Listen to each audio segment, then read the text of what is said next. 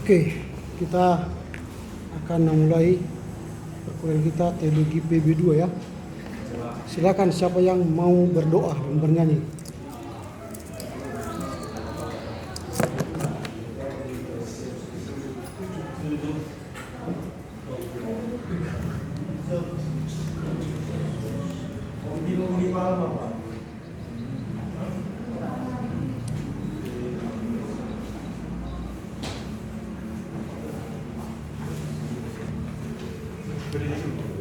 Ya.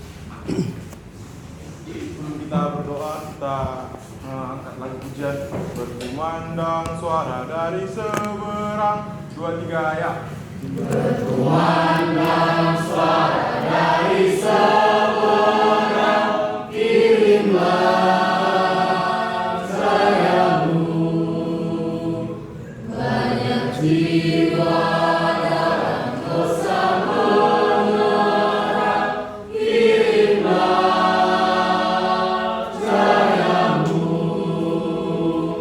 Kirimlah berita Injil menyertai yang terlelah. Kirimlah berita Injil menyertai yang terlelah. Kita berdoa. Kembali kami bersyukur kepada Tuhan atas kesetiaan kepada kami yang menyertai kami dari pagi hingga pada siang hari ini Tuhan. Ya Tuhan, sekarang juga kami akan mulai pembelajaran kami teologi PB2. Kiranya Engkau yang berkati setiap mahasiswa agar dapat mengerti penjelasan yang dijelaskan Bapak dosen, dan Engkau memberikan Bapak dosen kami kesabaran dalam mendidik kami anak-anak dirinya. Terpuji nama Tuhan sampai selama-lamanya. Amin. Amin. Oke, kita akan masuk dalam materi pembelajaran teologi PB2. Teologi PB2 ini merupakan lanjutan dari teologi PB1. Teologi PB1 berbicara dari Injil menurut Matius, Markus, Lukas, dan Yohanes, dan Kisah Para Rasul. Itu ada hanya 5 kitab. Tapi teologi PB2 kita akan membahas mulai dari Roma sampai Wahyu.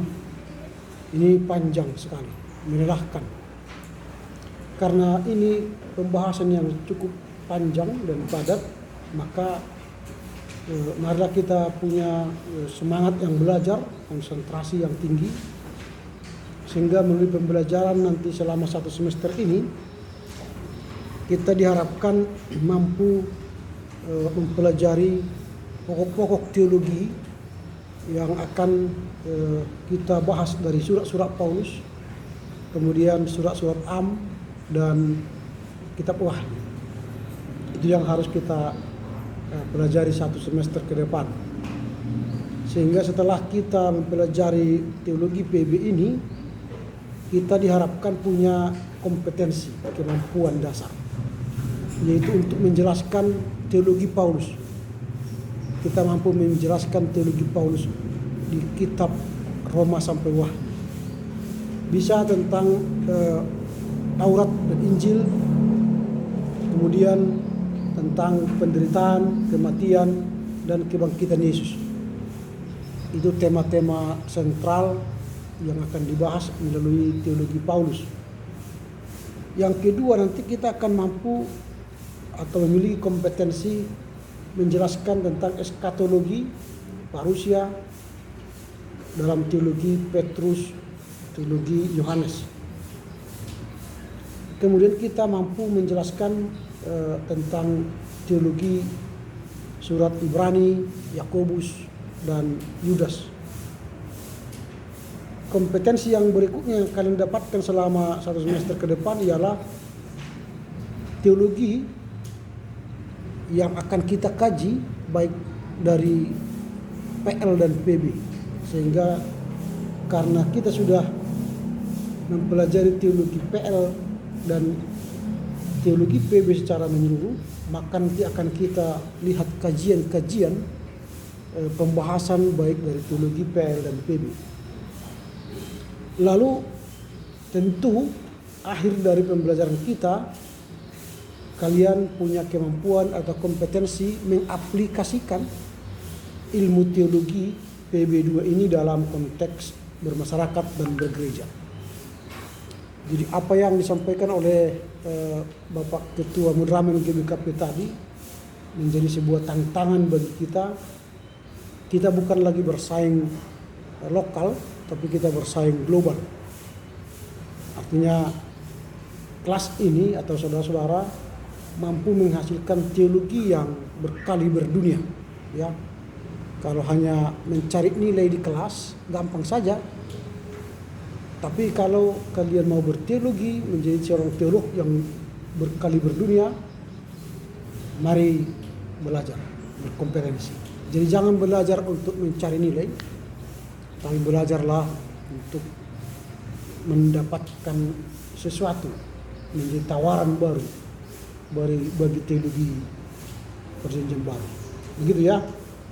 Ini yang harus kita dapatkan selama proses pembelajaran 1 semester ini.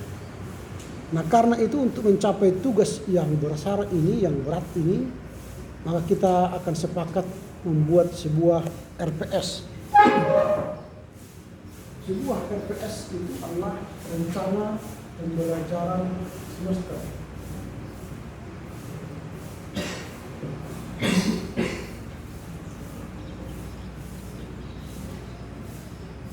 Nanti turunannya ini adalah silabus, dari turun silabus adalah satuan cara pengajaran.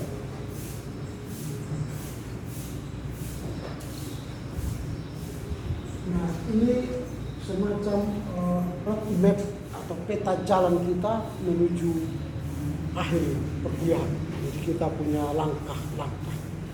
Bagaimana perkuliahan ini berjalan dengan baik, berproses dengan baik, itulah yang harus kita kerjakan selama 1 semester ini.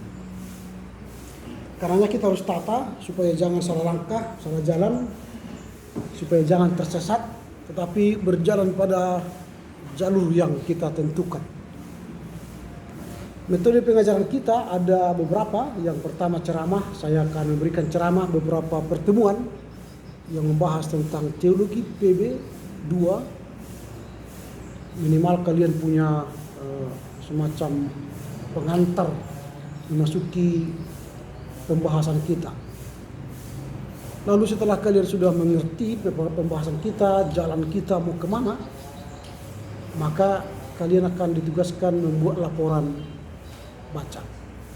Laporan baca itu fungsinya ialah untuk menambah kemampuan saudara mengerti, memahami textbook yang membahas tentang teologi PB. Ini berguna bagimu nanti kalau sudah mengambil seminar PB semester depan. Semester depan dalam memasuki seminar PB kalian sudah punya modal dasar bagaimana menyusun sebuah persoalan akademis yang berkaitan dengan teologi PB. Nah itu, jadi makanya nanti laporan baca ini kerjakanlah dengan baik. Saya akan beri buku yang harus dibaca, 1 bab dari bacaan itu atau beberapa bab. Bacalah dengan berulang-ulang, jangan hanya sekali baca, tapi baca berulang-ulang. Intinya kalian serap, lalu setelah itu sampaikan dengan bahasamu sendiri di depan kelas. Tulis apa yang kau baca, yang kau tahu dari bacaan itu, baru kirimkan nanti ke grup WA grup kita 1 hari sebelum hari H. Misalnya hari Jumat, berarti kirimlah hari Kamis jam 18.00 terakhir. Dan yang kau tulis itu ialah apa yang kau mengerti dari bacaan itu. Jangan kau tulis menulis ulang bacaan itu, lalu kau pindah ke paper baru, lalu kau kirim ke saya misalnya. Saya tidak perlu itu, karena bukunya sudah saya mengerti, sudah saya baca, sudah saya pahami. Yang saya inginkan ialah kamu punya pemahaman yang baik tentang laporan baca itu. Lalu kalau di sini nanti saudara mempresentasikan yang kau baca dengan membaca teks yang kau tulis itu, maka nilaimu tidak ada. Artinya pas-pasan 60-70. Tapi kalau kau jelaskan dengan bahasamu sendiri, lalu pakai beraga dengan menulis pakai spidol, kau uraikan seperti mengajar di depan kelas, karena memang Anda sebagai pengajar saat itu, maka nilaimu bagus, dapat nilai 90, 95 gitu ya. Maka pastikan dirimu mengerti apa yang kau baca, supaya kau bisa menjelaskan apa yang kau tahu. Begitu ya. Jadi nanti di sini kerjamu mengajar. Jadi topik itu kau yang mengajar, bukan lagi saya mengajar. Karena ini kan kuliah kan. Jadi bukan dosen yang mengajar, semua kita saling belajar mengajar. Itu nilai pribadi laporan baca. Nanti laporan baca itu buatlah formatnya dengan format yang benar. Laporan baca ini kelas 3B ya. 3B underscore laporan baca underscore nomor absenmu underscore namamu, misalnya buatlah Budi Tanjung. Ini contoh, hanya contoh. Ini format. Dan di luar format ini saya akan memberikan nilai yang rendah. Jadi jangan salah. Catat, simpan, rekam ya, supaya kau tahu apa yang kau buat formatnya. Jadi di luar itu nanti saya anggap salah dan nilaimu pasti kurang. Tidak ada gunanya kau buat laporan itu. Itu laporan baca. Lalu yang ketiga ialah tugas kelompok. Setelah saya lihat kemampuanmu mandiri, belajar sendiri, saya lihat punya teologi yang kau pahami secara baik, saya lihat kompetensimu, kemampuanmu udah bagus, maka belajarlah secara berkelompok. Melatih diri bersama teman berteologi, membahas teologi PB2. Tugas kelompok itu bukan dikerjakan seorang atau pribadi-pribadi dibagi-bagi. Kau nanti pendahuluan, kau isi, kau daftar pustaka. Itu bukan kerja kelompok, tapi kerja sendiri-sendiri yang dikumpulkan. Nanti saya tahu bagaimana Anda di kelas di depan waktu presentasi. Seseorang yang tidak mengerti materi, walau satu kelompok nanti beda nilainya. Saya tahu siapa yang aktif, yang tahu materi itu dan siapa yang tidak. Maka belajar berdiskusi, berkelompok, berkolaborasi dengan teman, membahas topik itu, bicarakan dengan detail. Dan itu dikirim ke grup WA grup 1 minggu sebelum hari H. Jadi misalnya minggu depan kita mau bahas kelompok, kirimlah hari Jumat seperti ini, minimal maksimal jam 18.00. Dan format untuk laporan tugas kelompok buatlah 3B underscore judulnya misalnya teologi kematian. Ini dia. Lalu kita bahas di sini.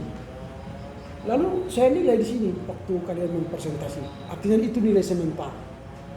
Saya beri izin kesempatan bagi kalian untuk memperbaiki setelah mendengar masukan dari teman-teman dan dari saya. 1 minggu setelah itu kirimkan lagi perbaikannya dengan format teologi kematian underscore perbaikan. Lewat dari 1 minggu Anda tidak kirimkan, nilainya sudah kurang. Lalu kalau formatnya pun salah, maka nilainya kurang. Nanti ada menunjukkan perbaikan 3B. Dari siapa dia mendapatkan pengajaran seperti itu? Itu namanya tersesat. Ya. Orang yang tersesat kan tidak dapat nilai ya. Nah, makanya supaya jangan tersesat, saya ajari kalian jalan yang benar. Akulah jalan kebenaran. Jadi, kalau tidak pada jalan kebenaran, dia salah. Jadi nilainya kurang. Itu laporan kelompok. Setelah ceramah, laporan baca, tugas kelompok, baru yang berikut ialah UTS. Ujian tengah semester. Baru yang terakhir ialah UAS. Nah, jadi ada satu yang mau perlu saya sampaikan ialah UAS kalian bisa dikerjakan sejak hari ini. Karena saya memberi UAS membuat paper tentang teologi PB dan dikumpul pada akhir semester. Carilah nanti pembahasanmu tentang teologi PB, tapi jangan sama dengan yang lain. Dan jangan ulas lagi yang telah kita ulas di sini. Di luar yang kita ulas ini. Teologi apa yang berkaitan dengan PB? Buat judul. Dan format untuk UAS buatlah nanti 3B UAS, baru nomor absenmu, namamu tadi Budi Suhombi. Nah itu saja formatnya. Di luar ini adalah format yang salah dan nilainya pun pastilah kurang. Dicatat, direkam atau diingat. Nanti kau pulang ke kamarmu langsung buat UAS. Formatnya ingat. Buat LB, laporan baca. Buka foldermu teologi PB 2, klik UAS, klik laporan baca, klik buat format-format supaya jangan salah. Supaya jangan lupa. Lalu ingat nomor absenmu. Semester yang lalu saya katakan nomor absen, tapi dikirim ke saya alfabetikal. Lalu saya katakan, mengapa begini? Berbeda nomor absen dengan nomor UAS. Kami tidak tahu Pak nomor absen kami. Kan bodoh. Satu semester dia nggak tahu nomor absennya. Dia berkali-kali tanda tangan. Setiap pertemuan nggak tahu dia nomor absennya. Di atas bodoh apa lagi? Borjong. Iya. Supaya jangan borjong kalian, ya ingatlah nomor absennya. Supaya ingat dirimu siapa gitu. Jangan punya alasan pada akhir semester. Semua akhirnya rusak. Karena tidak mengikuti jalan kebenaran tadi. Di jalan sesat dia. Berjalan dia pada jalan yang sesat. Inilah yang harus kita ikuti, format. Baru kalian harus sadar bahwa dalam mencapai nilai yang akan kalian kerjakan satu semester ke depan, itu terdiri dari hadir. Itu ada di kelas hadirnya dan ada tambah perilaku. Hadir itu terdiri dari absen, izin, dan sakit. Kalau saudara absen, saya kurangi nilai 5, izin saya kurangi 3, sakit saya kurangi 2. Batas absen kita yang 4. Jadi kalau kamu ambil semua jatahmu itu, maka nilai kurang. Jadi kurang 20, nilaimu hanya 80.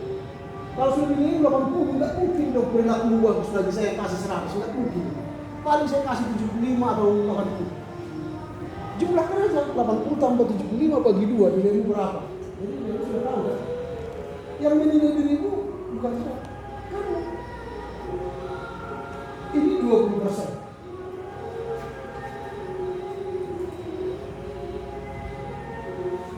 Lalu yang kedua ialah tugas-tugas. Itu tadi tugas-tugas, laporan baca, laporan kelompok. Ini pun 25%. Kalau kau mengerjakan laporan baca dengan bagus, bersemangat, dapatlah nilai 25. Tapi kalau ya asal ada, mungkin 18. Kemudian UTS dan UAS. Ini semua 25 UTS dan 30 UAS. Jika dijumlah ini 100, maka dia dapat nilai A+. Kalau dia mengerjakan semua ini dengan excellent, baik, dapatlah nilaimu A+, 100. Maka sekarang kamu saya kasih nilai A+ hari ini. Saya kasih nilai A+ sekarang. Nilaimu sekarang A+ sejak hari ini. Tapi tugasmu ialah pertahankanlah itu nanti sampai pada akhirnya UAS kau dapat A+. Jadi kalau di sini kau kurang absenmu 4, jangan berharap ini. UTS-mu hanya dapat 20, jangan berharap ini. Laporan baca, laporan kelompok dapat 18, jangan berharap ini. Mimpi kali ya itu. UAS-mu asal ada dapat 19, ya jangan mimpi nilai A. mimpilah nilai C. Jangan pula kau tidak pernah hadir, UASmu tidak bagus, UTS-mu tidak bagus. Pak, mengapa saya tidak nilai A+? Makan aja jagung itu 1000 kilo, nilai A kau kan. Itu aja. Jangan tuntut ke saya nilaimu. Tuntut dan tanyalah dirimu, mengapa tidak bagus. Gitu ya. Jadi jangan kejam kali Bapak itu dikasih aku nilai C, nilai E katanya. Dia yang gagal, bukan saya. Saya hanya mencatat nilaimu. Ketika di kelas sudah ada pertanyaan, nggak ada. Dimulai kuliah sampai akhir kuliah tidak pernah bertanya, tidak pernah memberi masukan. Gimana mau dapat nilai A? Ngomong pun tak jelas, berdoa pun tidak jelas. Dapat nilai, mau bermimpi nilai A, nggak mungkin lah. Gitu ya, jelas ya. Jadi mekanisme meraih nilai sudah saya jelaskan. Mekanisme mendapat ilmu sudah saya jelaskan. Yang terakhir sekarang, karena ini masih perdana, ya jangan lama-lama kan, cepat-cepat lah. Perdana, maka saya jelaskan mekanisme perkuliahan di kelas seperti ini. Tugas-tugas kalian baik komti, baik mahasiswa. Komti tugasnya setiap hari kuliah di sini, bawalah spidol ke sini supaya saya bisa menulis. Karena tanpa spidol saya tidak bisa menulis. Tangan saya ini tidak bisa mengeluarkan tinta. Ya, bawa spidol. Kemudian bawa di sini air minum. Kadang-kadang saya haus. Gak mungkin saya pergi ke ruangan saya mengambil air. Habis waktu kan bisa saja sih saya tinggal permisi ya, saya minum dulu ya, pergi ke sana. Tapi habis waktu saya, waktu kalian nggak ada lagi, tidak ada ilmu yang dapat kalian dapatkan. Maka sediakan di sini air minum. Kalau bisa botol yang besar nggak apa-apa. Tapi kalau botol yang kecil nanti berkali-kali kalian mengambil. Saya minum habis, ambil lagi kan. Ambil agak besar supaya agak lama habisnya kan. Baru letaklah meja supaya lebih cantik gitu. Belajar itu kan kayaknya cantik kelihatan. Ini kan standar. Polos dia, nggak berbaju. Kayak kalian datang kuliah nggak pakai baju. Standar gitu. Ya cantik sih cantik, tapi alami dia. Ya nggak ada polesannya. Itu soal ketua kelas ya, komti, bekerja sama lah kalian. Lalu tugas kalian sebagai peserta atau mahasiswa, kalau ujian di kelas ini, pasti kalian sudah susun bangku ini berbaris-baris, rapi. Dia rapi sekali. Tetapi kenapa kalau belajar kalian kayak orang pasar sana, semberawut. Lalu ada yang suka kali di belakang. Supaya jangan disuruh gitu ya, atau supaya jangan kelihatan dia ngantuk gitu kan. Makanya setiap kelas saya usahakanlah bangku ini berbaris lurus dan diisi di depan duluan. Kalau boleh lebih dekat ke sini karena suara saya halus walaupun saya bukan orang halus. Kalau boleh di situ sebagian supaya dekat gitu. Di sini nggak ada mic. Kalau di kampus-kampus lain yang hebat itu pakai mic. Saudara-saudara kedengaran semua. Di sini ya lebih kuat itu. Lebih kuat itu dari saya kan. Ya. Dia ngoceh di situ. Lalu kalian lebih dengar mungkin dia ngomong daripada saya. Jadi sehingga tugas-tugas kalian nggak sampai. Saya suruh tuh seperti ini nggak nyampe. Karena setiap saya mengajar yang kalian dengar itu mengoceh pikiran kalian. Semoga lah entah tahun berapa itu ada mic di sini kan. Kalau sudah ada mic di sini kan tutup semua kaca, pakai AC nggak kedengaran lagi itu. Tapi itu mungkin 2060 itu.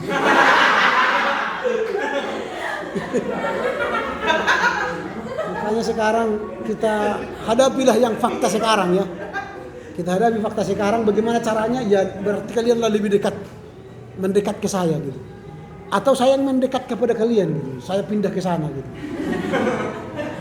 Saya di sana duduk supaya kedengaran semua kan. Lalu kalian melihat saya gini. Enggak apa-apa sih.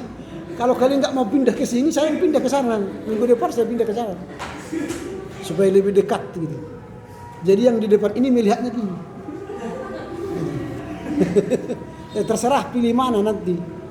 Tapi yang jelas aturlah nanti baris satu persatu. Sehingga rapi dia kelihatan.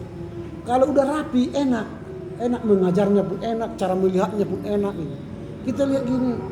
Kalau kalian pernah melihat perkebunan, lurus-lurus kan. Sawit itu, rambung atau karet itu kan lurus. Enak lihatnya. Tapi kalau udah gini, mana ini? Gak ada seninya. Berteologi itu pun harus berseni lah. Jangan berteologi jadi sembraut. Nanti di jemaat pun kalian jadi sembraut. Karena tidak terbiasa hidup rapi. Jadi kita mulailah dengan duduk yang rapi. Ya. Kemudian itu tugas kalian di kelas. Selain itu kalau kita masuk jam 10, 11, 15. Ini tadi karena panjang sekali khotbah itu jadi lama kita.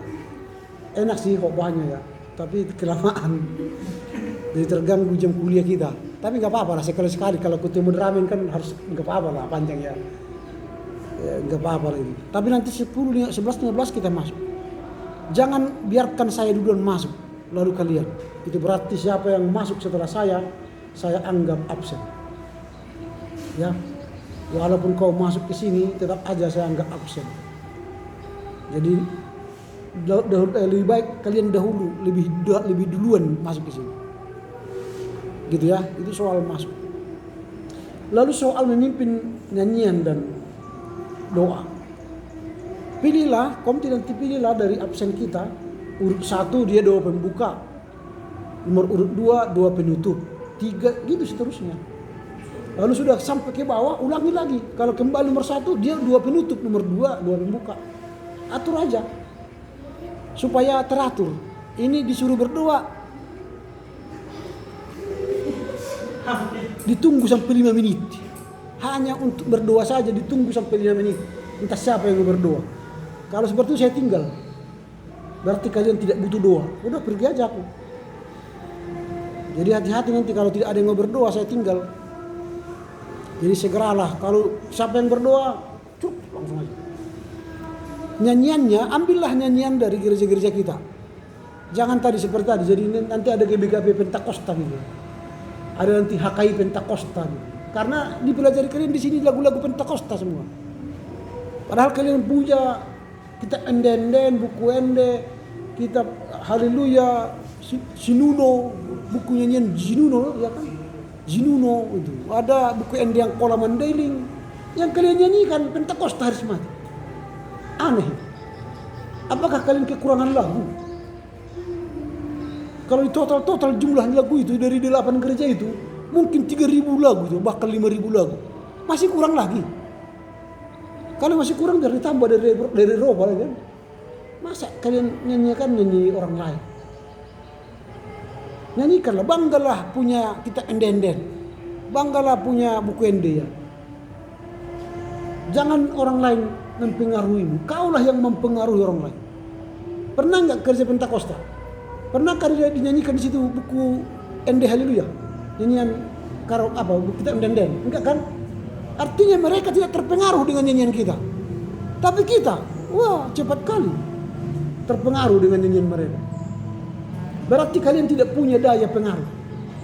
Tapi kalian punya daya dipengaruhi. Karena apa? Kemampuan berteologi kalian tadi bersaing kecil. Tidak bersaing besar. Gitu kan? Apa yang dikerjakan Pentakosta kalian ikuti. Dalam nama Yesus kami berdoa, haleluya, amin. Wah kalian ikuti. Dalam nama Yesus kami berdoa, yang percaya katakan, amin. Kalian ikuti. Jadi kalian memang pengikut Pentakosta yang paling baik. Shalom, shalom. Kalian ikuti. Pentakosta yang mengatakan itu. Seolah-olah salam yang paling hebat di dunia ini. Padahal di Israel nggak ada orang mengatakan itu karena itu bukan sapaan. Di Israel Moker Tov, Laila Tov, dan Yom Tov. Artinya selamat pagi, selamat siang, selamat malam. Tapi kalian di sini pateng-tengan, salam, kurang semangat, salam. Padahal nggak tahu kalian apa arti salam. Salam artinya damai sejahtera. Kalau di sana itu bukan greetings. Jadi kalau kalian nanti pergi ke Israel, sudah hampir Israel, shalom. Orang itu bilang, datang orang gila. Karena itu bukan sapaan. Kalian di Indonesia ini seperti seolah-olah orang Ibrani. Padahal bukan orang Ibrani. Padahal nilai Ibrani kalian E-nya. Tapi sok-sok berbahasa Ibrani kalian. Aneh kan? Nilai Ibraninya pun pas-pasan, tapi seolah-olah dia lebih hebat bahasa Ibrani. Shalom. Rema untuk kita hari ini. Oh, hebat kali. Padahal dia nggak tahu artinya apa. Makanya kalian disekolahkan supaya tahu kalian apa artinya bahasa-bahasa itu. Pakailah Horas Yehova menjua-jua. Selamat siang, selamat pagi, selamat malam. Jangan selamat mati kan? Itu. Jadilah kalian menjadi orang yang diikuti orang. Jangan kalian pengikut Pentakosta, pengikut arismatik. Jadilah orang yang punya pengaruh. Di dunia global sekarang, tadi kan sudah dikatakan, pemuda hancur gara-gara tidak punya jati diri. Jadi kalian harus punya jati diri. Itu ya. Jadi nanti punyalah nyanyian pembuka dan penutup. Kalau kalian mau nyanyi atau berdoa dalam bahasa Karo, bahasa Simalungun, silakan. Supaya kita pun sering mendengar kalian berdoa gitu dalam bahasa kalian. Kalaupun nanti di surga enak sekali berdoa bahasa Simalungun, kita ngerti gitu kan. Oke ya. Mengerti ya maksud saya. Itulah yang bisa saya jelaskan di awal perkuliahan ini. Silabus nanti akan saya kirim setelah selesai. Karena beberapa minggu ke depan kita masih bertemu ceramah ya. Minggu depan kan masih tanggal berapa nih minggu depan? Tanggal 27 kan? Ya. Itulah dulu pengantar untuk RPS kita ini. Ada pertanyaan? Silakan.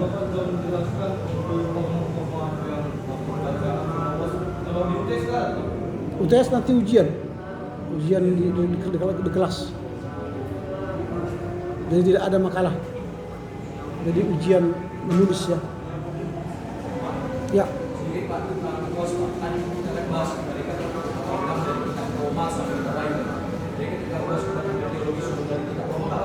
Apa?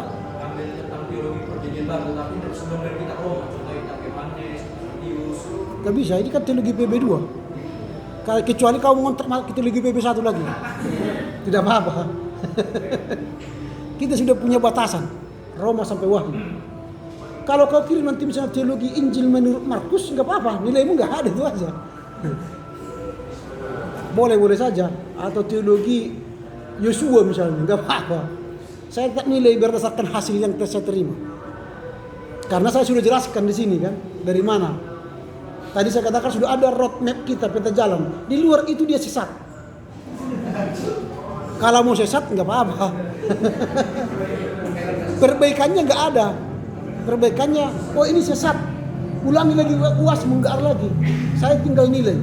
Ini sesat, nilai E kan. Selesai. Jumpa tahun depan aja.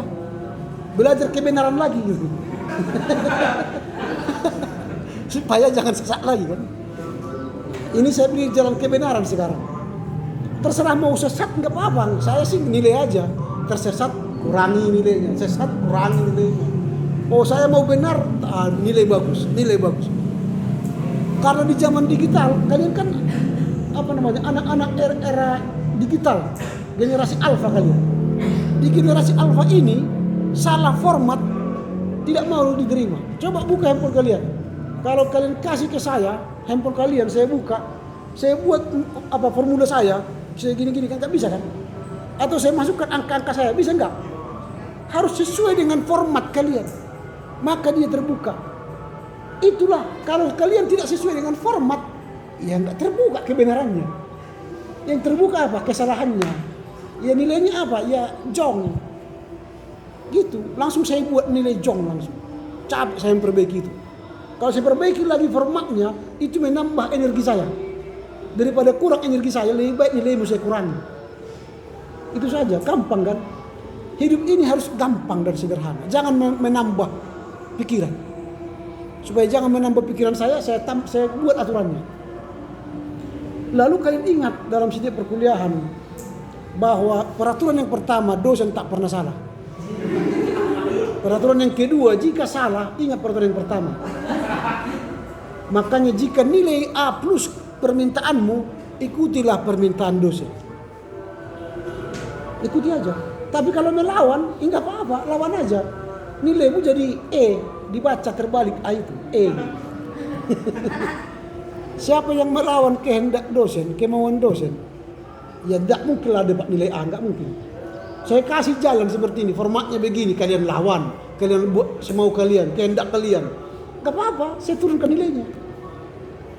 Laporan baca saya katakan begini-begini, kalian buat apalagi cara kalian, enggak apa-apa, saya buat nilainya jong. Selesai kan? Daripada saya bertengkar dengan kalian, ngapain? Menghabiskan energi. Tidak mau belajar dengan baik, ya dapat nilai E. Belajar dengan baik sesuai aturan dapat nilai A. Maka pilih mana? Jalan sesat atau jalan benar?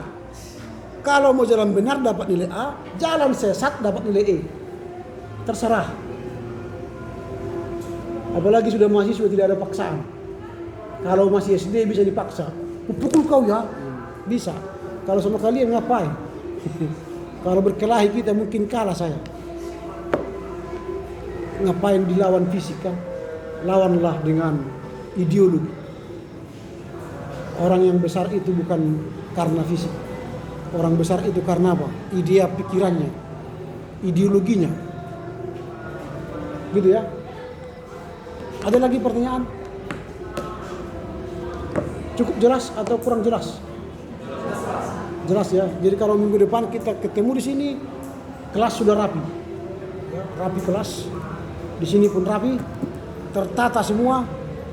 Maka kalau sudah tertata semua, pastilah kita akan nyaman belajar, nyaman mendapat ilmu, nyaman mengawali dan mengakhiri perkuliahan.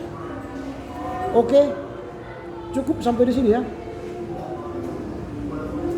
Tidak lagi, selesai, cukup. Oke, baik, dengan demikian berakhirlah perkuliahan kita.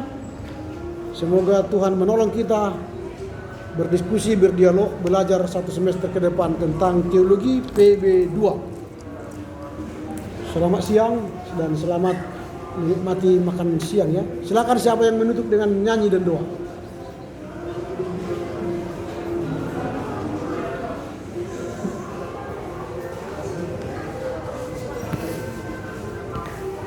Menutup perkuliahan kita ini kita bernyanyi, ya Tuhan bimbing aku di jalanku. 1, 2, 3 ya. Ya Tuhan bimbing aku di jalanmu, sehingga ku selalu bersamamu.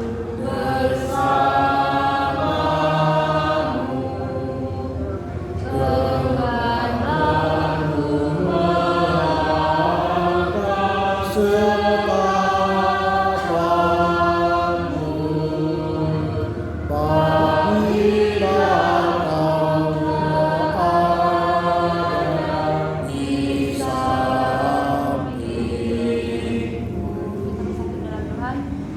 terima kasih Tuhan Yesus yang baik buat berkat setiap anugerah yang Kau berikan kepada kami juga pada siang ini dan Tuhan pada siang hari ini ya Tuhan kami sudah selesai melaksanakan perkuliahan mata kuliah teologi perjanjian baru ya Tuhan. Kiranya apa yang sudah kami terima dari Bapak dosen kami pada saat ini ya Tuhan dapat kami ingat selalu dalam menuntun kami anak-anak-Mu untuk menjadi anak-anak yang sukses nantinya ya Tuhan. Tuhan Yesus yang baik berkati juga Bapak dosen kami yang sudah memberikan pengarahan pengajaran kepada kami anak didiknya dan yang Kamu berikan Bapak dosen kami kesehatan ya Tuhan agar kedepannya dapat mengajari kami anak-anaknya dengan baik. Inilah doa yang kami panjatkan kepadamu melalui anak-Mu Tuhan Yesus Kristus kami berdoa dan mengucap syukur. Amin. Amin. Oke, selamat.